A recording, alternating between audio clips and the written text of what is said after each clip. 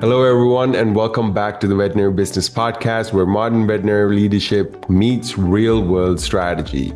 I'm your host, Don Adisha, and I'm glad you're here. In veterinary medicine, productivity is often worn like a badge of honor. Full schedules, long hours, and always saying yes are signs of dedication, or as seen as such. But behind the scenes, many veterinarians and leaders are running on empty, facing burnout, emotional exhaustion, and the pressure to keep doing more even when it's unsustainable. And that's where today's conversation really begins, because building a career and practice of lasting isn't about working harder. It's about understanding why we get stuck in overwork and how to lead ourselves and our teams more effectively. Our episode today is titled Breaking the Productivity Trap in Veterinary Medicine, and joining us is Dr. Amy Grimm. Dr. Grimm is a veterinarian, certified life coach, and the founder of Daring DVM Coaching. With experience as a medical director and relief surgeon, she brings first-hand insight into the realities of veterinary leadership, burnout, and performance pressure.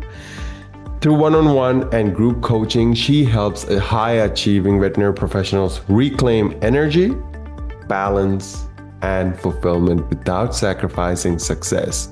Dr. Amy Grimm, welcome to the Veterinary Business Podcast. We're excited to have you. Thank you so much, Don. I am delighted to be here. Before we dive in, a quick resource for our listeners. If your practice is growing or trying to grow, but your marketing feels unclear, inconsistent, or overly time-consuming, we are offering a complimentary marketing strategy meeting with Lila, a veterinary marketing strategist who's helped hundreds of clinics improve visibility, attract the right clients, and grow with confidence. In this free session, you'll receive a clear review of your current online presence and a 6-month growth roadmap tailored to your practice, so you know exactly where to focus your time and energy next. You can book your free session at www.veterinarybusinessinstitute.com/MSM.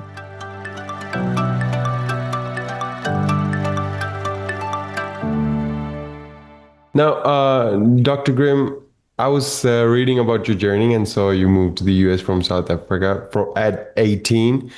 I can only imagine the pressure of having to restart, perhaps, your path to vet school in a new system. Do you think that experience is where your high achiever engine really got started? Yeah, that's a good question, because I think from a very early age, I knew that I wanted to be a veterinarian. I'm not actually sure why, if it's my parents who maybe suggested it. But I was just one of those kids who that's what I wanted to do. And I think I learned just as early that getting there would really require focus, discipline, and let's be honest, like outperforming a lot of other qualified people, because vet school has limited seats. And I think moving here, it did play a large role in it, because in South Africa, we graduate from high school and we go straight into veterinary school. And it's more of like a 7-year combined bachelor's veterinary program. And I'd already been working my butt off in high school, so I had already been accepted to Onderstepoort. And then my parents made the decision to move us here. And I was given the option to stay. They said I could stay and continue vet school if I wanted, or I could come with. And I chose to come with because it sounded really cool and exciting to move to America. And when I got here, the system was very, very different. You do a bachelor's first. A lot of applicants, they already have masters, or some of them even PhDs by the time they're applying to veterinary school, or in some cases reapplying. And I had zero of that, because that's not something we really needed. We just had to show an interest and have good grades, and then you could move on into vet school. So it kind of kicked my ambition into overdrive, because now I was coming with a high school degree, but I didn't have any volunteer hours. I didn't have any proof necessarily that this is what I wanted to do. So I started at a community college before transferring to Davis, and I basically did everything within my control to, prove my grades, to do extracurricular activities, pack my schedule with volunteering and being in, like clubs and organizations so that I could be a competitive applicant. And that was part of the healthy drive.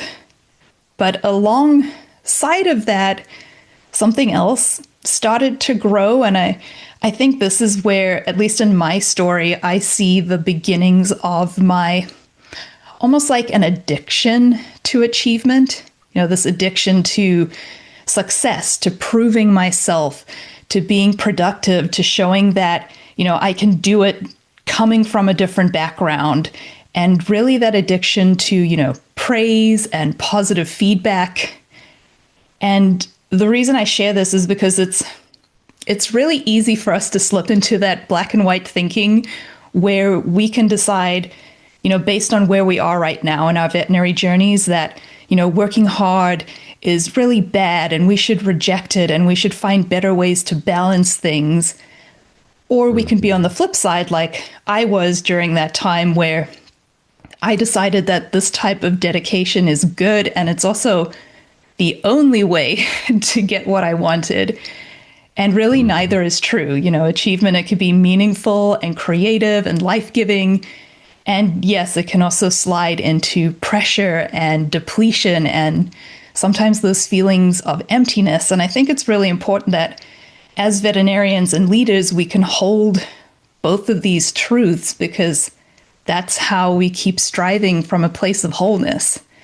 So yeah, moving here, it really got me very serious. I studied more than my friends, oftentimes putting those relationships to the side, doing all the clubs, volunteer work, being dedicated, being all in.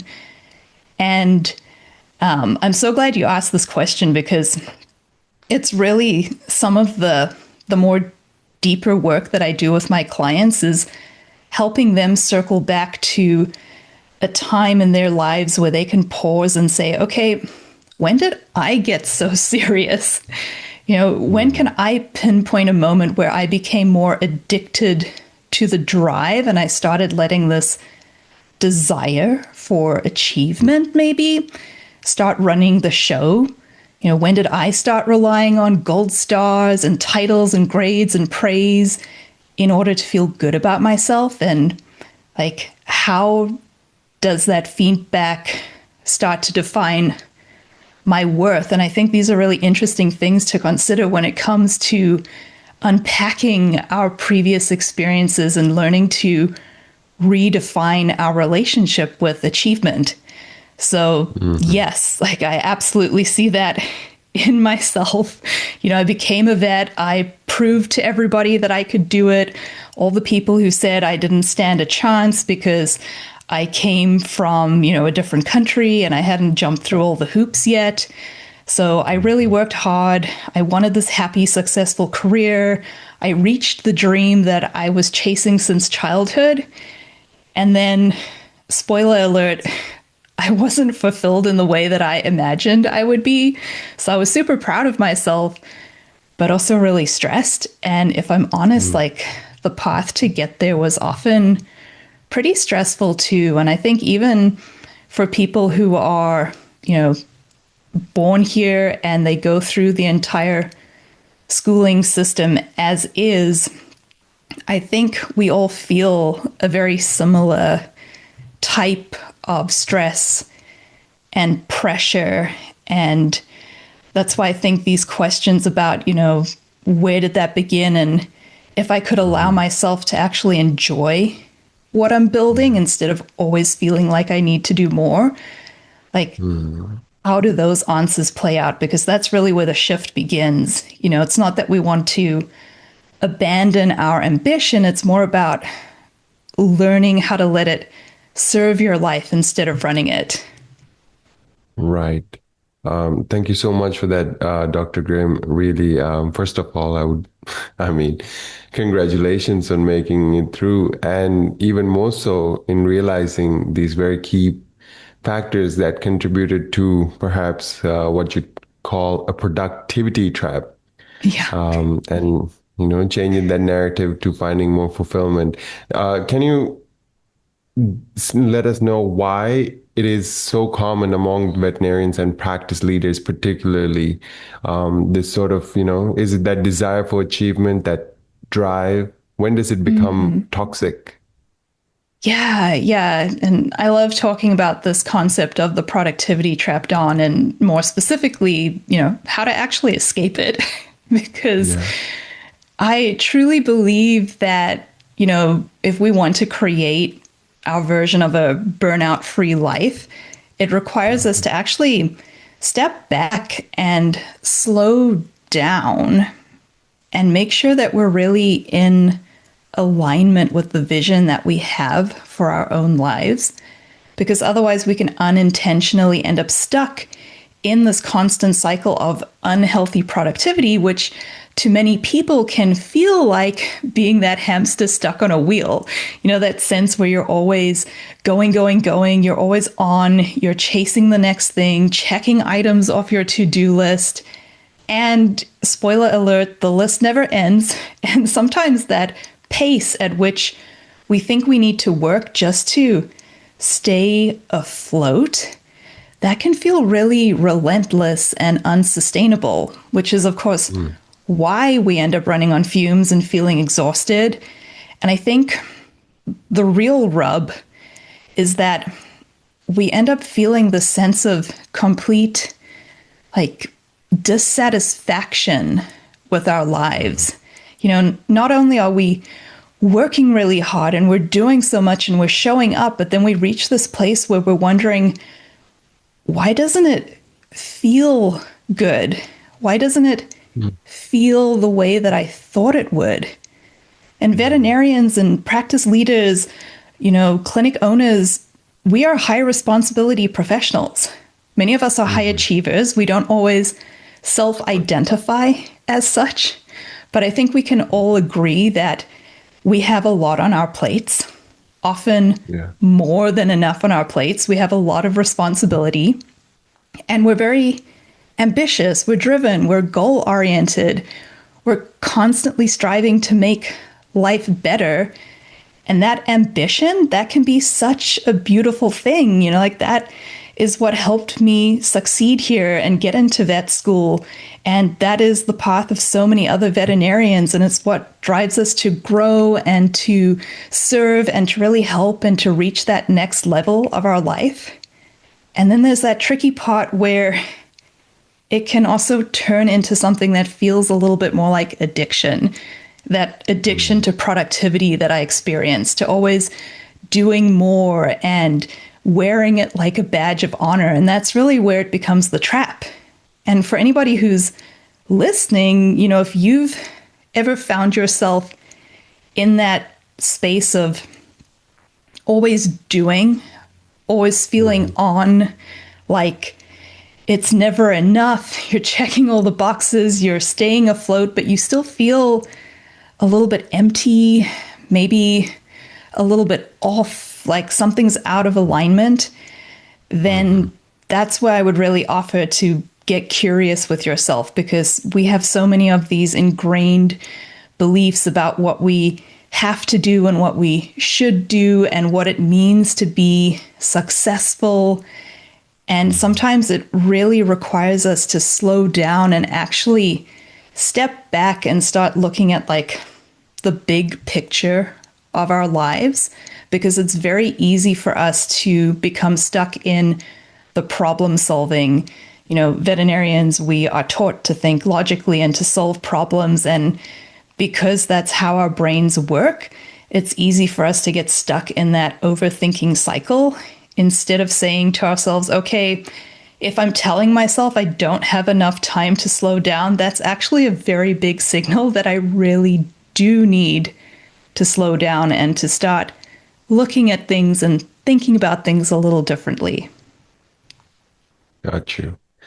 Now, let's talk a little bit about the physical. Many Mhm. high responsibility professionals pride themselves on being resilient and capable. What's happening psychologically and biologically that keeps them stuck in cycles of overwork and burnout, even when they know it's truly unsustainable? Yeah, that is such a good question. The psychology and the biology of burnout. And there are a few really important things happening in your brain and your body. And I think on some level, we all understand that we're fed these cultural messages about being productive means that you are valuable and that busyness means success. And there's this message that if you're not constantly doing or producing, then you're somehow falling behind. So we chase the next goal and the next goal, hoping that, this time it's finally going to be the time when we feel satisfied. But instead, we just feel like we're on that hamster wheel and we're running really hard and we're burning energy and we're just not getting anywhere. And a lot of us, we tend to blame ourselves when in reality, there are very real biological reasons that this is happening. And it's not just a mindset problem. Mindset is involved, but it really comes down to our biology and our wiring. And there are several really fascinating things that are going on in your brain and your nervous system that explain why we get hooked on this productivity. And the number one thing that it always comes back to for me is the nervous system. The work that we do as veterinarians and leaders is really demanding. Think of all the things you have to get done on a daily basis, all the things you're responsible for, all the work that remains even after a hard day's work. And you feel like you can't slow down, like you have to keep it together and then somehow do it all again tomorrow. And it can feel like our brains and our bodies are failing us in some way. Like the brain fog, and you're not able to think clearly, or your body is just really tired and achy. And that is a nervous system response. And it's meant to be a protective mechanism, but it oftentimes ends up sabotaging us and keeping us stuck in the cycle. And I'm specifically talking about the autonomic nervous system, which is your sympathetic and your parasympathetic nervous system. It's your threat detection system. And we all know this, right? Fight, flight, or freeze. These are the options we have to save our lives in an emergency. That's how we survive. And unfortunately, work stress triggers our survival system in the same way because our nervous system doesn't know the difference between a perceived threat and an actual life threat. And this becomes a problem for us when we're at work and this stress response is driving us all the time. So even though these work situations are not life and death, we're still very, very vulnerable to them. And at work, your nervous system is threatened by things like deadlines, overscheduling, high standards, unrealistic expectations, maybe changes or differences in leadership, short staffing, insufficient breaks, insufficient rest, and even the inability to express or process our emotions for the sake of being professional. And these kinds of things, they deplete us and our resources, and they lead to this exhaustion and frustration. And it's because your nervous system doesn't know that you're not being eaten alive. All that it knows is that there's a threat and it needs to mobilize you for survival, which means that we're actually in this survival state more often than not.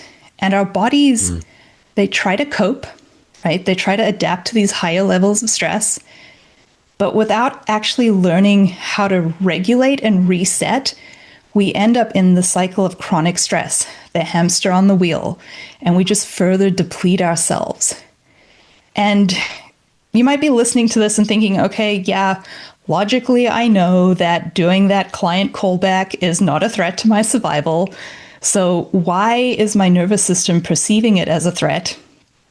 And it's because of this history of achievement and tying our productivity to our worth and this drive that we have, this ambition that we have, because the everyday things that we do at work, they become threats to our self-worth and our sense of competence. So many of us ambitious souls and high responsibility people, we have these internalized beliefs that our value comes from how much we do. So when we feel overwhelmed, like there's too much to do and there's not enough time, it leads us to assume that there must be something wrong with us. Maybe I'm not doing enough. I'm not being a good enough practice manager. I am not doing it quickly enough or correctly. And we start seeing these perceived inadequacies as the biggest threat that we face. And because of that, we turn our fight, flight, or freeze response inward against ourselves, which sounds completely bonkers. But the logic behind that is, if I am the threat that I most need to protect myself against, then the best plan of action I can take is to fix myself. So if I can just get my act together and work harder and accomplish more, then I can solve my own perceived inadequacies and I can start to feel good. I can feel the way that I actually want. So this looks like this fight, flight, or freeze turned inwards. Fighting ourselves is like mentally beating yourself up for not being more competent and not doing it fast enough. And we often have these harsh inner critic voices that we think will motivate us. We tell ourselves there's no time to rest. You just have to get it done. You've got to push through. We can also flee, which can look like fleeing into these spirals of shame where you isolate yourself. You don't talk about your struggles or ask for help. You don't delegate. Maybe you don't set boundaries. And this is because by hiding your internal struggles, you feel less exposed to the judgment of others. So if you just do what's expected, then maybe you won't feel as bad. And at least you can tell yourself that you're doing your best. And then freeze, I think, is one that so many of us are familiar with because we're always up in our heads. And we end up overthinking about how terrible this is. And we're really smart, and we can figure out a lot of problems. That's what we've been trained to do. And we believe that if we think hard enough, we can figure out how to escape the problem. And that's why we end up ruminating on things, stressing over what still needs to be done, trying to come up with a plan. It's like this false sense of control, when in reality, it just makes us feel more powerless. And then we get ourselves into that cycle where we keep doing more, we keep working harder until we're running on empty. And there's nothing wrong with you. It's your nervous system driving this behavior. And then on top of that, like if that's not enough, there are these other biological mechanisms at play. And one of those is our brain's reward system, which is dopamine. Every time you check a task off the list, you get a tiny hit of dopamine. And it feels good, so your brain wants more. It's a normal part of being human, and it's one of the systems that helps us want things and move towards goals and feel motivated to act. But just like that drive for achievement, this can also become a problem if we're not consciously aware of what we're doing and how it's affecting us. Because when we are already exhausted, running on fumes, when we're stressed, that same little dopamine hit becomes even more tempting, because when everything feels hard or heavy, that tiny little rush of, I accomplished something, it gives us a little bit of relief. And so we keep chasing it. And that's when our productivity starts to move away from being purposeful, and it becomes more like this coping mechanism. This is what you mentioned really early on in our conversation, where we wear our busyness as a badge of honor. And that's because it can feel almost unsafe in a way to be still. Our body has learned that being productive means value and safety. You just think of how challenging it can feel to tell somebody that you're not doing anything, I'm taking a break. And how much easier on the flip side it is to say, oh, I'm so busy, I've got so much to do.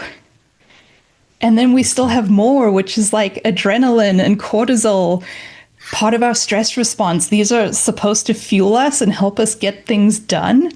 But these also can become detrimental when you're stuck in the fight or flight mode, because now they're making you push through and stay alert and keep going, even though you're already so exhausted. And it's like they're overriding your normal biological system. So when these levels stay high all the time, your body actually becomes addicted to the rush. So you get used to running on fumes, because in a strange way, feeling like a little bit stressed, a little charged, it can actually feel better than the alternative, which is all of the negative emotion that we associate with being unproductive, like feelings of being lazy or useless, that dissatisfaction that creeps in, that powerlessness. So when you look at this like big picture, wouldn't it make sense that being the hamster becomes our coping mechanism? We're running on fumes, we're pushing through, we're overworking, we're feeling the stress, we're not allowing ourselves to rest, we're checking off one more thing, and we're doing it all just to feel a little bit better. Like, of course we're going to keep chasing the dopamine hit. Of course we're going to keep running on adrenaline. Of course we're going to keep telling ourselves we're being productive, when in reality we're just coping in an unsustainable situation. But that coping mechanism, it helps us dull that dissatisfaction, that emptiness, or that anxiety that we might feel otherwise. So yeah, in the short term, being the hamster on the wheel, it can work. We feel a little bit of relief, maybe a little bit of satisfaction, but then the cycle repeats. We're busy, busy, busy, get the dopamine hit, get the adrenaline rush, just enough satisfaction to keep going, and then we crash. And then we don't want to stay there, so we go busy, busy, busy all over again and get that dopamine hit, the adrenaline rush, just enough satisfaction, and then crash. And that is the productivity trap. That is the cycle. And like I said before, it's not because there's something wrong with you. It's not because you're not good enough or not disciplined enough, or you're not a good enough leader or not a good enough veterinarian. This is literally how your brain and body are wired to survive in high pressure, high responsibility environments. Right. So now, Dr. Grimm, I would like to ask, for the skeptic listening in who thinks nervous system regulation sounds a bit abstract, what does that actually look like in the middle of a busy Tuesday shift? Yeah, that is so good. I love that, because so many times we think this kind of stuff can sound kind of woo-woo. It's a little bit out there. What does this actually mean? And really, these are just short somatic, which means body, tools to help us like tap into our bodies, our stress response, and to reset it.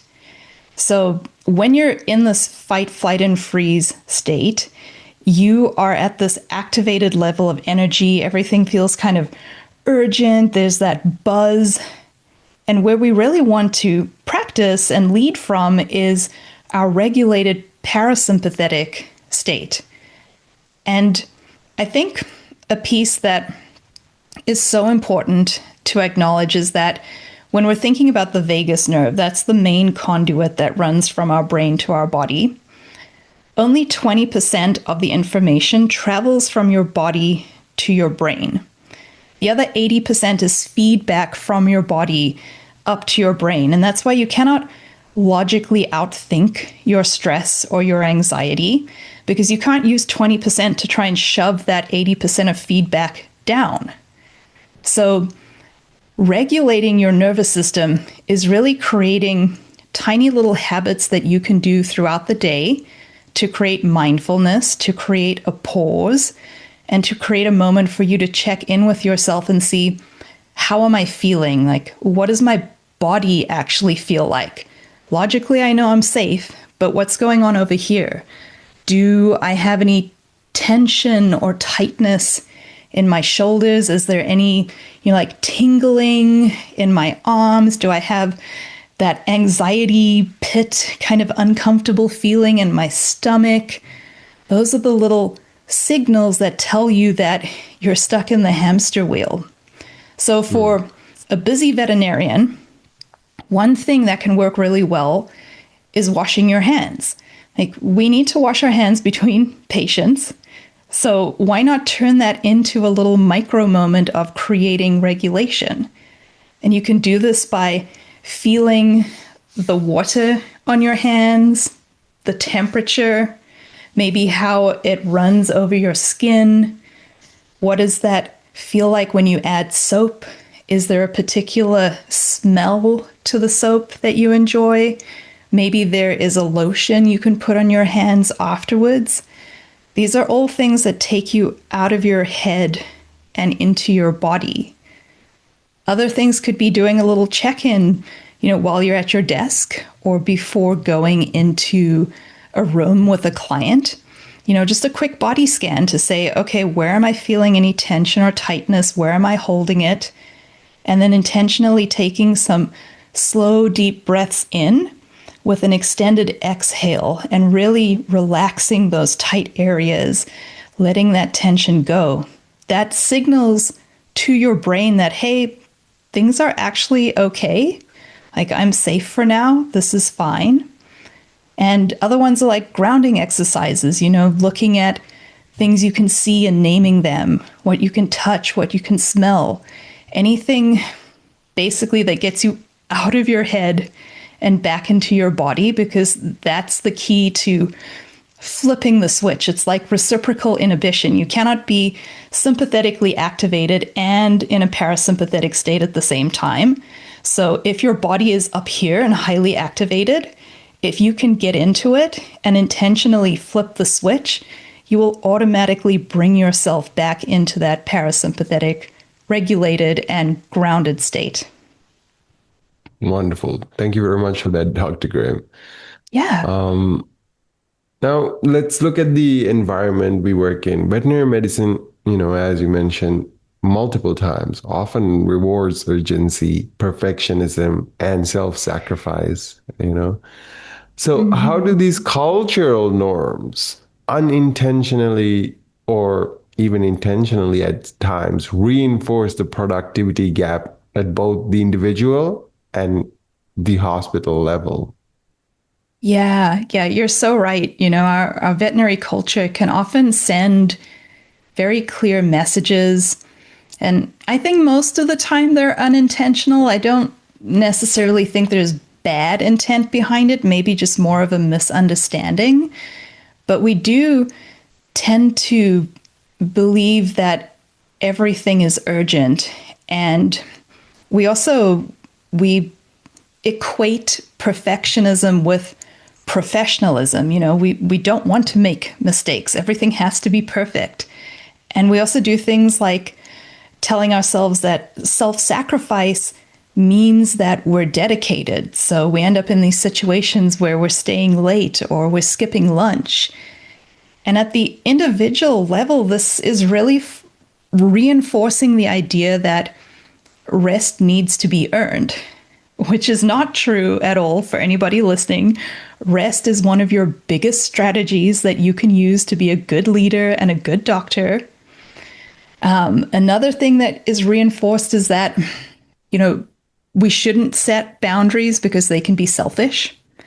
If you think of how many times as a veterinarian you're asked to stay late to see an emergency, and there's this inner struggle between, really wanting to help the patient and at the same time, that you're going to have to say no to your children, to your spouse, to your friends, or whatever else you had planned. And it can feel really selfish to make that decision in the moment.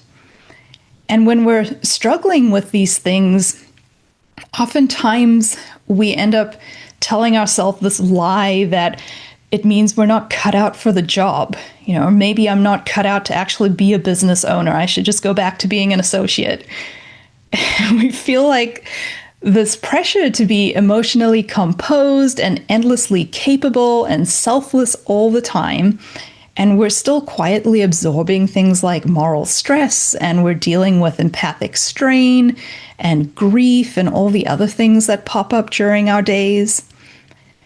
And if I then extend this to, like a hospital level, oftentimes these norms show up as overbooked schedules, sometimes understaffing, maybe limited recovery time for your doctors between appointments, not enough admin time, systems that really reward this constant output instead of supporting the people who are doing the work. And even well-intentioned leaders and managers can unknowingly perpetuate this trap because we're so used to praising people for their endurance and for their productivity and for seeing the most patients in a day and for staying late to do that one last thing. And we want to encourage them and offer support and praise, but at the same time, it's not necessarily sustainable. And what ends up happening is that we have this hospital team that looks amazing, looks really high functioning on the outside, but is chronically dysregulated underneath and running on fumes. And that's when this becomes really depleting to our internal resources, and we end up running on those fumes that unfortunately can eventually lead to burnout. Right.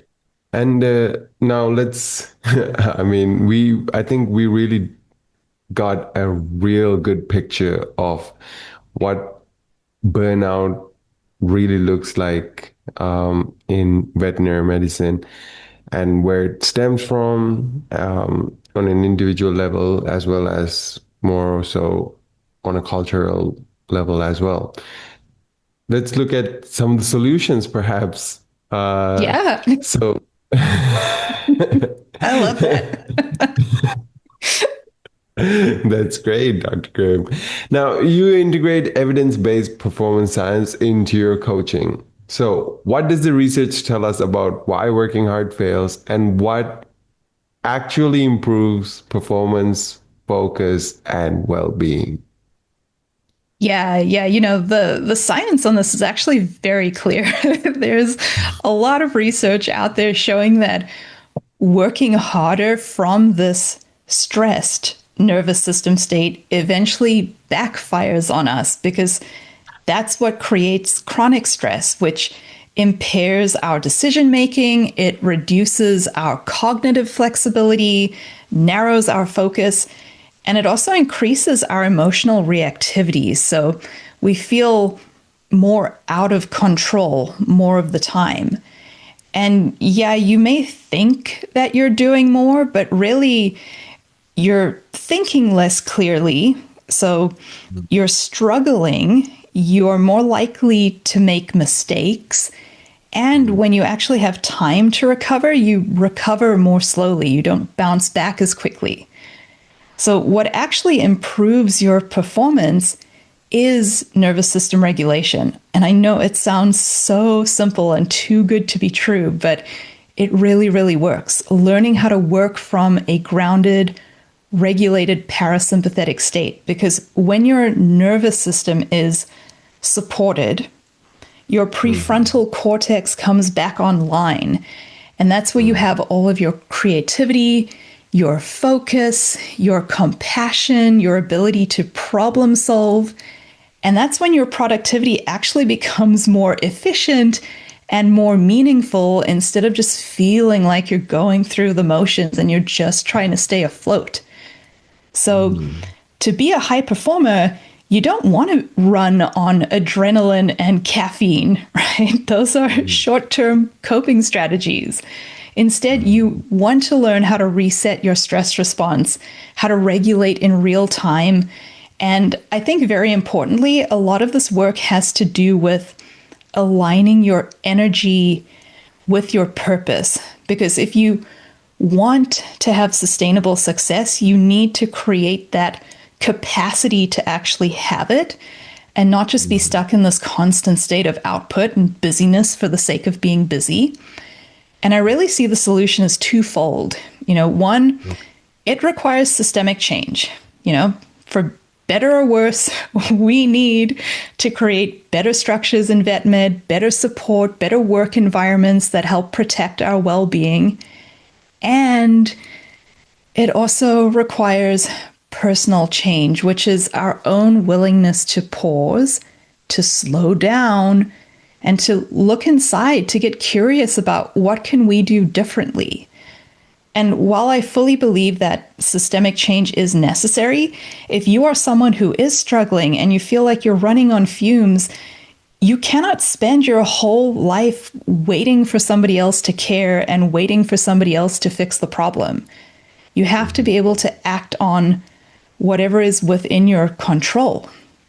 So if you notice that you're feeling, restless during downtime, you feel guilty for taking your lunch or a break, or you are putting off going to the bathroom because you're trying to squeeze in one more patient or one more email,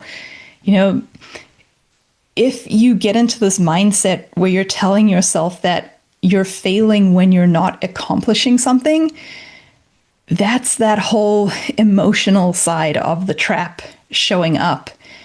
And getting out of it isn't necessarily about doing less. Sometimes it may be. Sometimes it is about learning how to delegate and remove things from your plate. But a lot of times it's about doing it from a different nervous system state. That's really the key, because you want to align yourself with your purpose, and you have to be able to slow down enough to do that. That's the whole purpose of life-work alignment. If you want to be fulfilled and have a successful, happy career and life, you have to start with the vision for your whole life first. And work, being a veterinarian, being a practice manager, being a business owner, that's one small piece. It is not your entire vision. Alignment means being connected to why I'm doing what I'm doing and the values that drive me. And let me tell you, Dawn, there have been plenty of times when my brain has tried to override the meaningful work that I do by turning it into another checklist that I have to get done. But now I'm able to notice when that familiar drive comes on, that need to push through to just do one more thing before I allow myself to take a break or to go home for the day. And when I start to notice those tensions in my body, those thoughts in my head, that's my cue to pause and to really ask myself, am I leaning into this productivity right now because I'm seeking that dopamine hit? I just want to get something done to feel better. Or am I being present with myself, and am I being intentional with my actions? Do the things I have on my list align with my life? Do they light me up? And when I can answer yes, then I know I'm more productive and more energized and more alive. And that's what I want for you and for me and for every high achieving, ambitious soul out there, to really do what matters most to you from this regulated, grounded, and connected state. Purpose and meaningfulness. Yeah. Yeah, absolutely. Why I'm doing what I'm doing. It really does get overlooked, right? We started this conversation from where you began, basically. You knew way earlier on, as a child, it seems. You wanted to get into vet med, become a veterinarian. Then along that way, you got a bit, too focused on the daily tasks and operations per se, right? Yeah. And forgot kind of your purpose. And we're really looking for realignment here, along with, of course, as you mentioned, the nervous system regulation. What I'm Hmm. understanding is it seems to be that lost piece, is it, of the Yeah. puzzle? Because the veterinarians, as you mentioned, high achievers, they're always focused, and you can kind of get lost in the noise. Yeah. And, Yeah. And when, yes, please. oh, I was just going to say, you're hitting the nail on the head because when your nervous system is calm, your emotions are then steady. Your actions, they can come from meaning and purpose instead of this pressure all the time. And even though you're doing the same work, Hmm. everything feels different. Productivity can become something that's peaceful, and your work becomes more creative and enjoyable, and your effort becomes more of the expression of who you are and how you contribute to this world.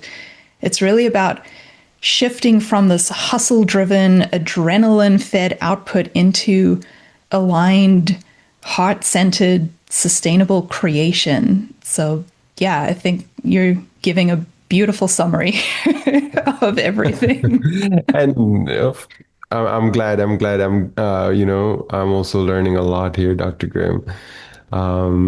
So, for our listeners, can you walk us through your four core coaching pillars and how they help an individual, or perhaps even the entire veterinary team, break free from burnout and create this sustainable, meaningful success?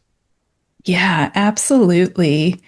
I really focus on these four core pillars, and I like to think of it as like building the foundation for your life. And if you haven't guessed already, my number one core pillar is going to be nervous system regulation because that is really what is driving our biology. So, I help individuals recognize their stress response in real time and learn how to regulate themselves rather than trying to override it by pushing through. Because when our nervous system is supported, we can create resilience and clarity and that emotional steadiness that we're looking for and that we so very much desire. And then the second pillar really comes back to mindset. There's a lot of thoughts and beliefs that high achievers have, especially this idea that our worth comes from being productive. So, by understanding these thoughts and our own behaviors and how our biology interacts with these, I like to help people learn to make decisions from intention and, like we said, alignment instead of the feeling of, I should have to do this, or this is what a good practice manager should do or would do, any of those limitations that we unintentionally place on ourselves. And then a really big component of this comes down to emotional work, which for many of us can feel a little tricky because we're so used to being in our heads and thinking logically and trying to outthink problems. So, one thing that I love to focus on is this pillar of care focused coaching. And care, it stands for compassion, acceptance, release, and emotional work. And that's because our emotions are really powerful guides that lead us to really powerful breakthroughs. So we need to learn how to approach ourselves and the people around us and our environments with compassion. That's actually been shown to be one of the biggest tools that can help, create that sense of well-being and meaningfulness and purpose. And at the same time, we need to practice acceptance for what is. And that doesn't necessarily mean you condone things that you don't agree with, but it's more about learning to accept the facts as facts and then being able to choose how you want to respond rather than just feeling like you have to react to everything and everything's urgent and you're always trying to keep up. And then once we're doing those, we then want to move into releasing what no longer serves you.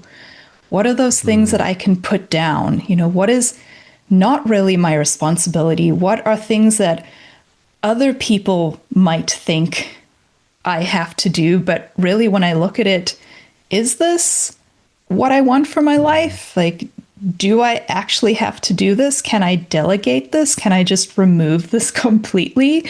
Can I put this off till later? Just letting go of the societal expectations, the cultural expectations, even parental sometimes, or, other things that you see in the industry.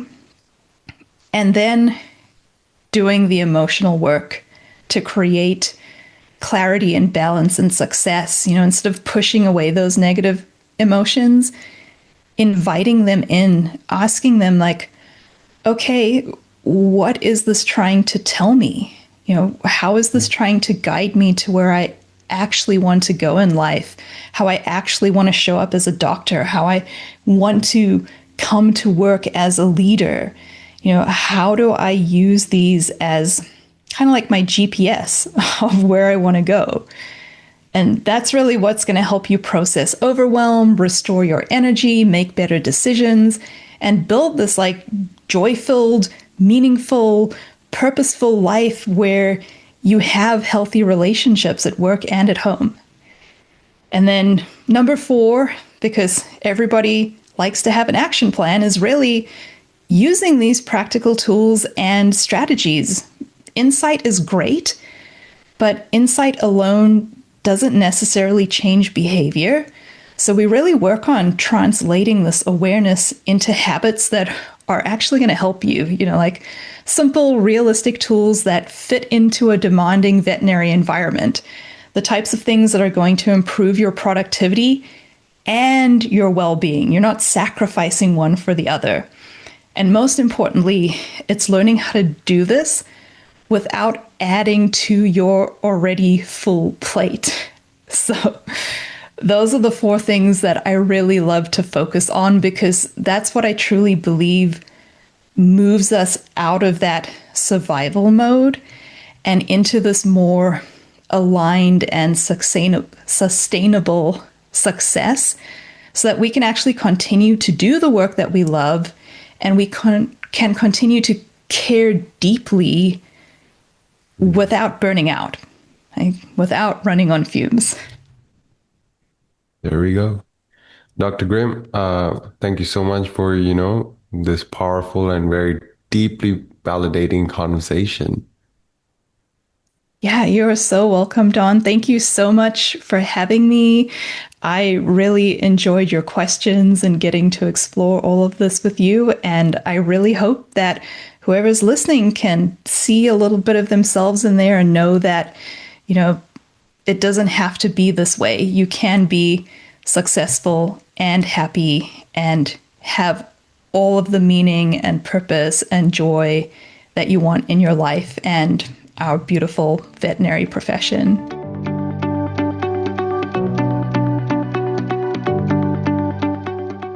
Dr. Amy Grimm, thank you for such a powerful and deeply validating conversation. Today's discussion reinforced an important truth. Burnout in veterinary medicine isn't a personal failure, and sustainable success doesn't come from doing more. It comes from understanding how we work, why we get stuck, and how to lead ourselves and our teams with intention. You reminded us that breaking the productivity trap requires more than better time management. It requires awareness of the psychology and biology driving overwork, stronger boundaries, and leadership systems that protect energy, focus, and well-being for individuals as well as the entire hospital culture.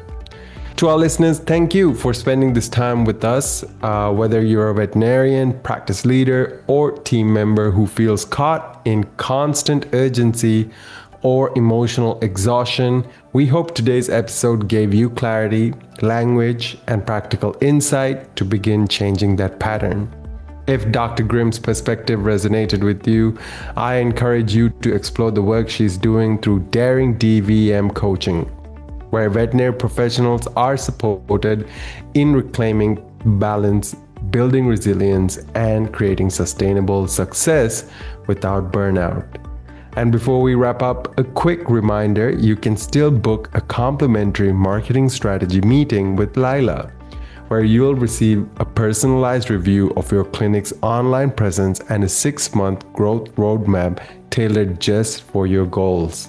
Visit www.veterinarybusinessinstitute.com/MSM to schedule your free session. From all of us here at the Veterinary Business Podcast, thank you for showing up, investing in your leadership, and recognizing that caring for yourself is essential to caring for your teams, your clients, and your patients. We'll see you next time. Until then, take care.